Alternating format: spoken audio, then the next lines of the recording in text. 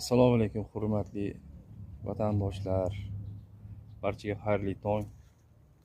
Bugun erta tongda turib kunlik ishimni bajarishda davom etyapman. Bu yerda bodringzor bog'imiz bor. Uyimizda tomorqa. Ishdan bo'sh bo'lgan paytlarimda o'zi asosan ko'chada mani ishim, syomka ishlari, media sohasida.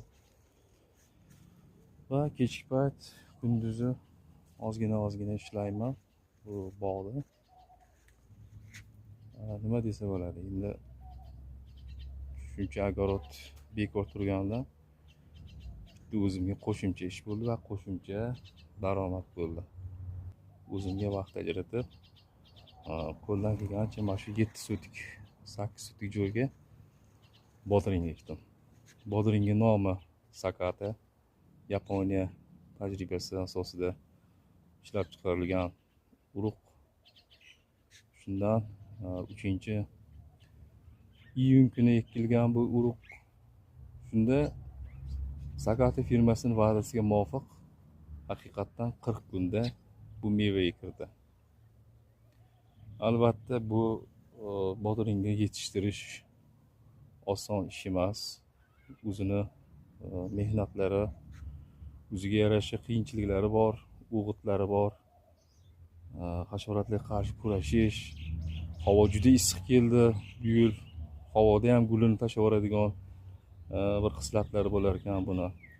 Tez kunda bodringni qanday yetishtirish bo'yicha tajribamdan kelib chiqib sizlarga ma'lumotlarni berib o'tmoqchiman. Endi buni bodringni yetishtirishda ozgina xatolarim bo'lgan bu yerda.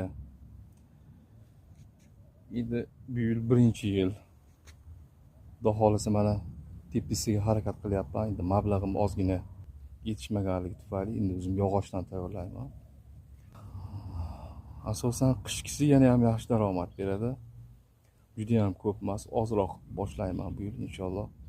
Buni agrotexnikasida asosan tomchilab sug'orish bo'lsa, yanada bu hosildorligi ham juda ham katta foydasi bor ekan bu tomchilab sug'orishi.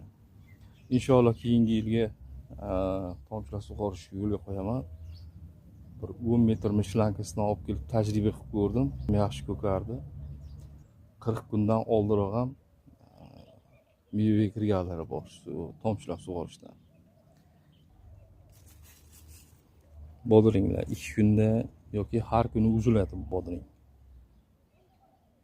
Hozirgi kunda narxi 5000, 6000, ba'zida 10000 ham chiqadi. Endi ulgurchi sal ozroq olib ketishadi uydan. 5000 har xil. Bozorda oshsa bu ham oshadi. Mana gullayapti yana uchlariga. Simla tortilgan salvalarga erinmasdan tortganman. Endi yerda sal bozorda ham sal sifat pastroq bo'ladi buni. Chunki rangi, loyla, tirpoqlar aralashgan. Endi uni yuvib chiqsa, bir pasda bu so'lib, shunaqangi sifatini o'zini yo'qotadi birinchidan. Yerda shu loy bo'lishi mumkin. Mana bo'lsa endi simga osilgan toza.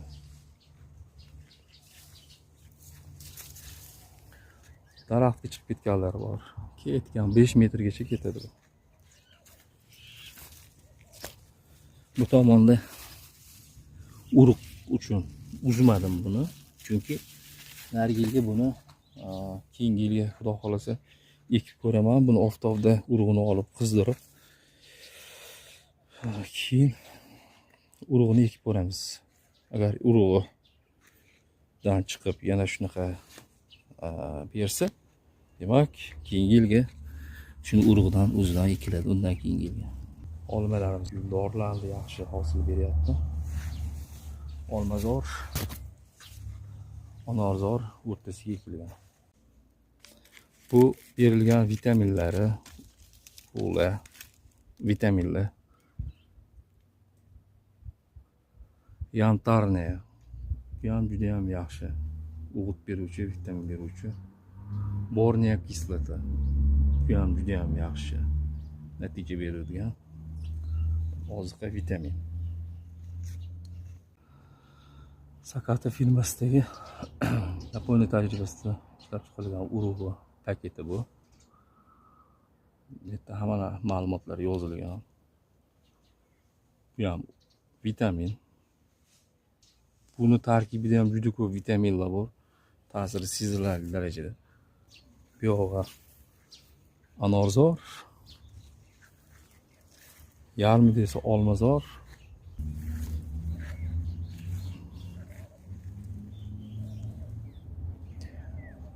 Uch yillik ko'chat bu anorlar.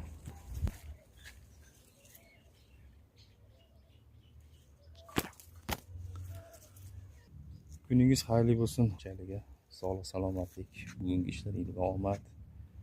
Yurtimiz tinch bo'lsin, prezidentimiz omon bo'lsinlar.